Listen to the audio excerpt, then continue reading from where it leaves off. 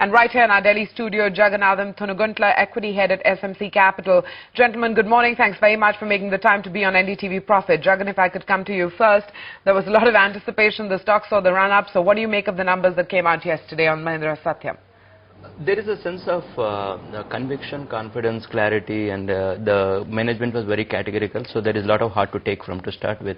And if you closely see, and after the change of management, you can see a sense of stability in the company, which we have seen in case of Aishwarya Rai when she moved from Salman Khan to Abhishek Bachchan. And for example, I mean, one school of thought is the quarterly numbers are not there. But my argument is the market was ready to bet on the stock even when the results were not there at all. At least now the annual results came. So and also one more thing is they have added new clients, 44 clients. That's a big plus. And then they are ready to hire 3,000 employees. That shows forward looking. They are confident. And thirdly, out of 2,900 crores which was infused by Mahindra Group, only still 2,100 crores is still left. That means only 800 crores was burnt in the last in the cleaning up activity. So 2,100 crores liquidity is there. I believe all set together it's a perfect case of a turnaround story. And we have seen in case of Tata Motors in 2008 when the market was not touching the stock at 120 rupees, and within a matter of 1 year the share went up to 1,100. So that is 8-9 timer. So maybe it may be one such case. Of course, valuing the company is a tricky one, but that is true in every turnaround case across the globe. Okay, we'll get down to the details in a moment. Okay, not enough details on the merger planning situation, Jagan. So you're disappointed on that front?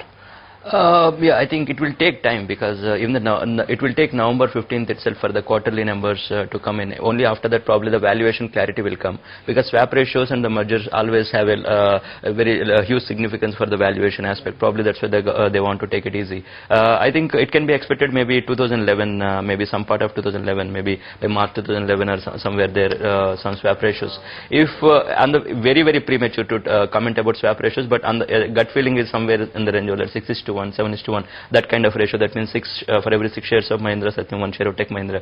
I'm saying again, it's very premature to get into that numbers. And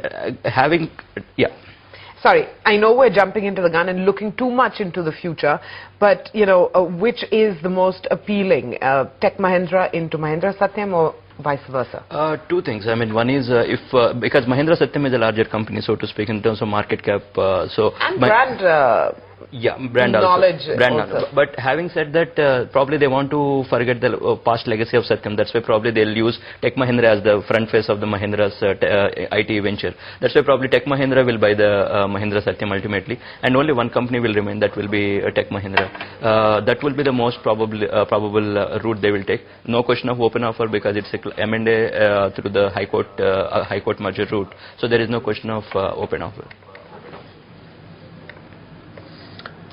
Because the promoter holding in Tech Mahindra is lesser, Jagan, do you think for the purpose of merger ratio between Tech Mahindra and Satyam Computers, it will be unfavorable for Tech Mahindra shareholders? You'd have to offer more number of Tech Mahindra shares, in whatever scenario is decided, based on whatever market cap or current, whatever parameter is used.